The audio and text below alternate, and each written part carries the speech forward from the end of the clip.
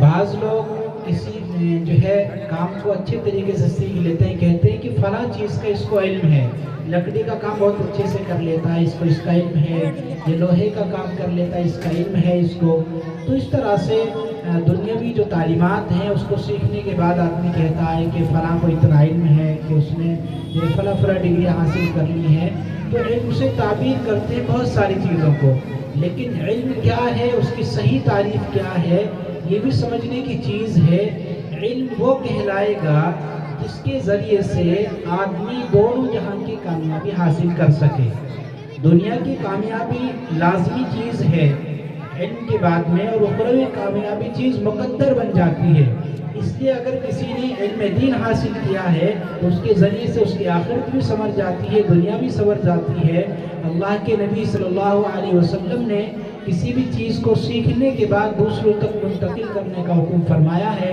اللہ کے نبی صلی اللہ علیہ وسلم کی حدیث ہے، بلغوا عنی ولو آیا، جو تم تک پہنچ گیا ہے وہ دوسروں تک پہنچاؤ، چاہے مختصر ہو.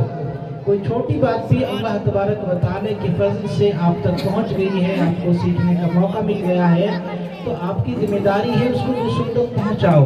اس طرح سے مردوں کے ذریعے سے مردوں میں تبلیغ کی جاتی ہے، علم کو عام کرنے کی کوشش کی جاتی ہے، اسی طریقے سے مستورات میں بھی مستورات کے ذریعے سے علم کو عام کرنے کی کوشش کی جائے. تو اس کے لیے جب تک آدمی جو ہے اپنا کچھ سیکھ کر کے اس کا پیش کرنے کا حوصلہ اس کو نہیں مل جاتا، اس وقت تک اپنے معافی ضمیر کو ادا نہیں کر پاتا، تو وہ اپنے علم کو دوسروں تک پہنچانے کے لائق نہیں ہوتا. بہت کچھ اس کے پاس ہوتا ہے، وہ اپنی زندگی میں بھی لے کے آ سکتا ہے، اپنی زندگی کو بنا سکتا ہے، سنوار سکتا ہے، لیکن اس کے واسطے سے امت کو کوئی فائدہ نہیں ہوتا جب تک اس کو اپنے معافی ضمیر کو ادا کرنے کا سلیقہ طریقہ اور حوصلہ نہ مل جائے. تو وہی حوصلہ، وہی سلیقہ، وہی طریقہ دینے کے لیے ان بچوں کو یہ مختصر سی تقاریر دی جاتی ہیں، جس کے واسطے سے وہ بہت کچھ جو سیکھتے ہیں وہ دوسروں تک پہنچا بھی دیتے ہیں، اور اس کے واسطے سے وہ ایک صدقہ جاری کے طور پر سلسلہ جاری ہو جاتا ہے، اور دوسروں کو بھی جو ہے اس کے ذریعے سے فیض ملتا ہے، ان کے واسطے سے بھی تیسروں تک وہ منتقل ہوتا ہے.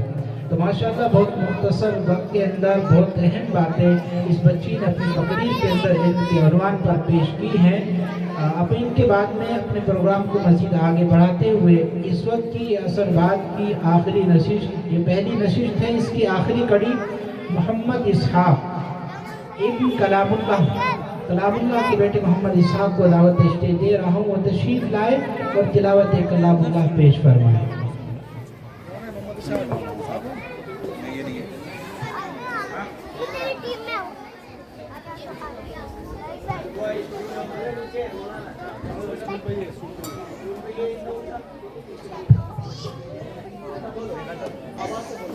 السلام علیکم ورحمۃ اللہ وبرکاتہ.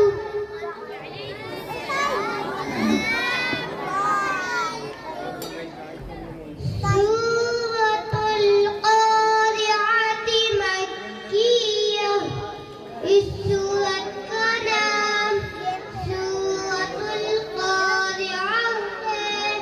یہ سورت مکہ میں نازل ہوئی. اس سورت میں 11 آیات اور ایک نون ہے. بسم اللہ الرحمن الرحیم. القارعۃ ما القارعہ وما أدراك ما القارعة.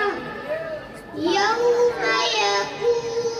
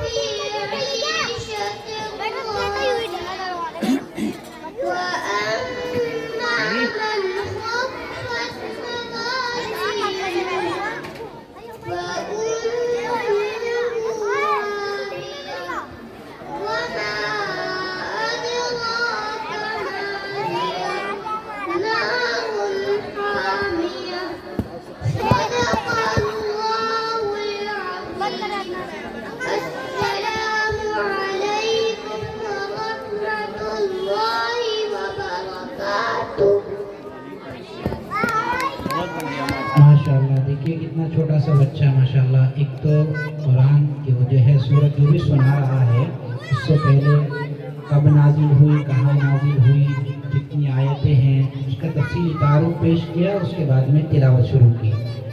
بہت ہی خوشی کی بات ہے ہم لوگوں کے لیے کہ اتنے چھوٹے چھوٹے سے بچے ایک چیز اچھے انداز میں اللہ کا کلام سنا رہے ہیں، اور اس کے سلسلے میں جو اہم معلومات ہیں وہ بھی ہمیں فراہم کر رہے ہیں۔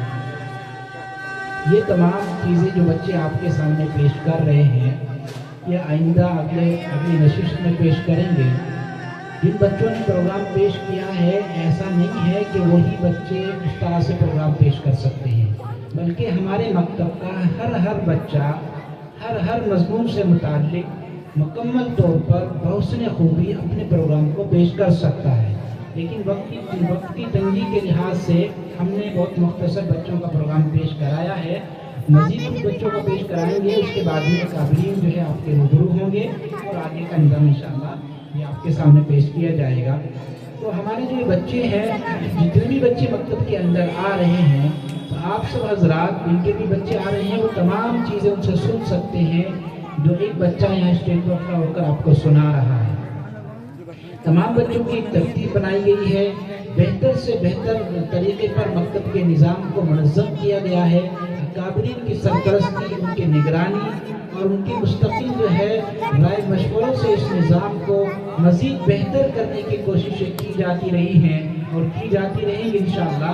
اور اس کے ساتھ ساتھ جو ہے طریقہ کار اس طرح سے منتخب کیا گیا ہے، ایک ایسے طریقہ کار کو جو ہے مد نظر رکھ کر اس مکتب کو جو ہے شروع کیا گیا ہے، جس کے واسطے سے بہت کم وقت میں، بہت آسانی کے ساتھ میں بہت ساری ضروری بنیادی معلومات بچوں کو حاصل ہو سکیں۔ یہ بچے جو ہمارے مکتب کے اندر آ رہے ہیں، فرض عین تعلیم حاصل کر رہے ہیں۔ اللہ کے نبی صلی اللہ علیہ وسلم کا ارشاد ہے، طلب العلم فریضۃ علی کل مسلم، علم دین کا حاصل کرنا ہر مسلمان پر فرض ہے۔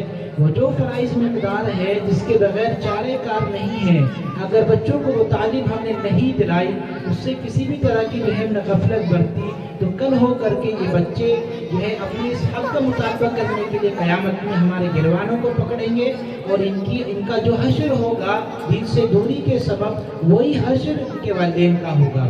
تو اس لیے ہمیں اس پر غور کرنے کی ضرورت ہے کہ ہم اپنے بچوں کے کھانے کا، پینے کا، پہننے کا، اور بیمار ہو جائے تو اس کے دوائی داروں کا انتظام کرتے ہیں، اس کی فکر کرتے ہیں، اس کو اپنی ذمہ داری سمجھتے ہیں۔ ٹھیک اسی طرح سے ہمیں اس چیز کو بھی اپنی ذمہ داری میں داخل کرنا ہے کہ بچوں کی تعلیم اور تربیت یہ ہماری اہم ترین ذمہ داری ہے۔ مولانا محمد میاں صاحب نبی جو ہے رحمت اللہ علیہ نے ایک موقع پر فرمایا تھا کہ اپنے بچوں کی دنیا کی تمام تر ذمہ داری اور ضرورتوں کو پورا کرنے سے 1000 درجے زیادہ ضروری اور مقدم یہ ہے کہ ہم اپنے بچوں کی دینی تعلیم اور تربیت کا نظام بنائیں۔ مولانا محمد میاں صاحب نے تعلیم اور تربیت کا نظام بنے ہوئے کے اندر بچوں کو بھیجنے کا مطالبہ نہیں کیا ہے، بلکہ آپ کے الفاظ یہ ہیں کہ اپنے بچے کی تعلیم اور تربیت کا نظام بنانا 1000 درجے ضروری ہے۔ یعنی بذات خود ہر ایک فرد کی ذمہ داری ہوتی ہے کہ اپنے بچوں کو تعلیم دلائے، اپنے بچوں کو تعلیم دے، بذات خود اپنے بچوں کو تعلیم دے، یہ ہر ایک والد کی ذمہ داری ہوتی ہے۔ اور اگر والدین جو ہے پڑھے لکھے نہیں ہیں تو یہ سیکنڈ نمبر کی چیز ہے، دوسرے درجے کی بات ہے کہ آپ کسی عالم سے رابطہ کر کے اپنے بچے کی تعلیم کا نظام بنائیں اور ایک اچھا سیٹ اپ اس کے لیے تیار کریں، جہاں بچوں کو تعلیم کے ساتھ ساتھ بہترین انداز میں ماحول اور معاشرے کے ذریعے سے تربیت دی جا سکے۔ یہ ذمہ داری ہر ایک والد کی ہے کہ اپنے بچے کے لیے ایک نظام قائم کرے، اپنے بچے کی تعلیم کی ترتیب بنائے۔ یہ تو ہمارے لیے خوشی کی بات ہے کہ ماشاءاللہ مولانا محمد عالم صاحب نے یہ نظام جو ہے آرگنائز کیا ہے اور اس نظام کو ترتیب دیا ہے۔ ہمارے لیے سہولت پیدا ہو گئی ہے کہ ہم اپنے بچوں کو اس کے اندر تعلیم دلا کر اپنی اہم ترین ذمہ داری سے سرگزر ہو سکتے ہیں۔ اس لیے اب اس نظام کو باقی رکھنے کے لیے، مزید اس کو آگے بڑھانے کے لیے ہم سب کو ایک دوسرے کے ساتھ مل کر کے اتحاد اور اتفاق کے ساتھ میں اس مکتب میں معاونت کرنے کی اور تعاون دینے کی ضرورت ہے۔ جس وقت جس طرح کا مطالبہ ہو، ہم انتظامیہ کے ذمہ دار حضرات کے ساتھ کھڑے رہیں، اس مکتب کو آگے بڑھانے کے معاون بنیں۔ تو امید ہے انشاءاللہ ہمارے بچوں سے متعلق ہماری ذمہ داری بھی پوری ہوگی۔